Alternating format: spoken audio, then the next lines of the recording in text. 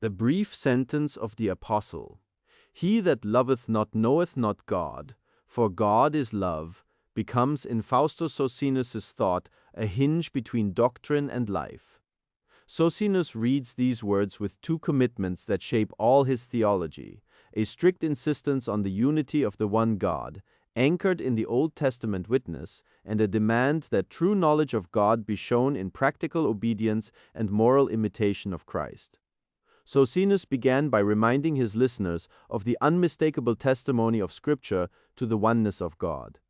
He appealed to the Shema, "Hear, O Israel, the Lord our God is one," Deuteronomy 6:4, and to the prophets who insist that there is no other Savior besides the Lord, see Isaiah 43:10-11. For him, these texts prohibit any teaching that divides the divine being into multiple persons who are co-equal deities. When John says God is love, Socinus took this as a statement about the single divine nature, not as a formula that justifies speaking of three persons, each possessing an independent deity. God's essence, according to Socinus, is simple and undivided. The Father alone is the only true God in the strict sense. From that premise, he turned to the practical force of the Apostle's words. To know God, Socinus held, is not to possess a secret metaphysical insight into mysterious inner relations within the Godhead. Rather, true knowledge of God is moral knowledge and acquaintance with God's will that issues in love. He drew the connection between knowing and doing from the same New Testament corpus that supplies 1 John 4:8. The command of Jesus to love God and neighbor, Matthew 22:37-40, and the counsel of the parable of the Good Samaritan, Luke 10:27-37, show, in Socinus' reading, that God's revelation intends to shape human conduct. If someone claims to know God yet refuses to love, that claim is empty. Love is the proof of genuine acquaintance with the one God. Socinus refused to allow the phrase God is love to become a shelter for speculative metaphysics that obscured moral command. He pointed to 1 John 4:9-10, where the Apostle explains how God's love appeared in the sending of his Son. That sending, in Socinus' view, confirms both the unity of God and the proper relation of Christ to God. God, in love, appointed a human agent, Jesus of Nazareth, to reveal divine truth, to bear witness to the Father, and to accomplish the will of God in redemption and instruction. He insisted that the sending implies distinction of roles without implying that two distinct divine beings exist.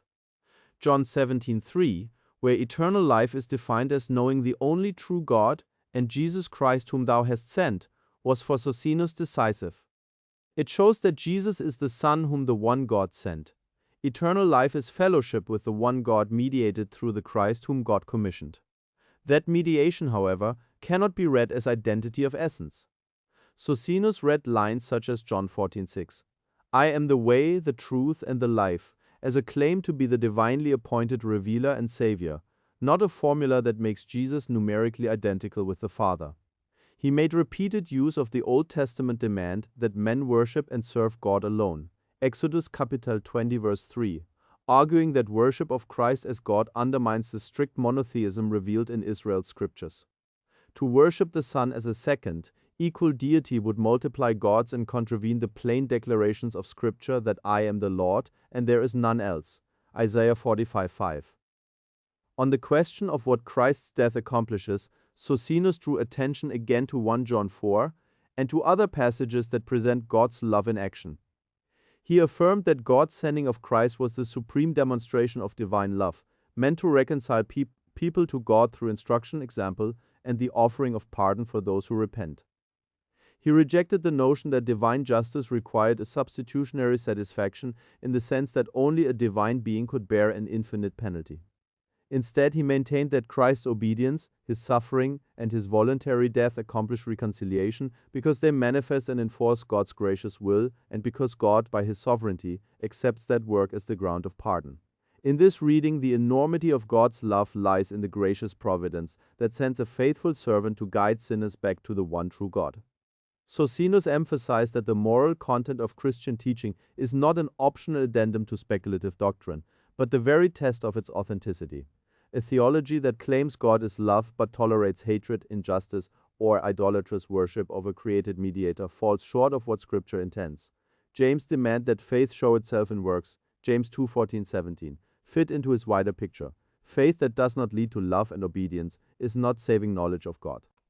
Thus, the existential meaning of God is love is ethical. It calls believers into lives shaped by mercy, truth, and the single-minded devotion commanded in the law. At the same time, Socinus thought reason must be enlisted alongside Scripture to guard against contradictions. He argued that the plain sense of many biblical passages, whether in the law, the prophets, or the Gospels, points to one God, and that speculative constructions which posit multiple co-equal persons cannot be reconciled with the testimony of Moses and the prophets. For him, the Apostle John's affirmation that God is love sits comfortably with the apostolic insistence that the Father is the only true God into whom believers are to enter by faith. The ethical life Jesus taught, loving God with all the heart and loving the neighbor as oneself, is the fruit and the proof of that faith. Finally, Socinus drew pastoral consequences.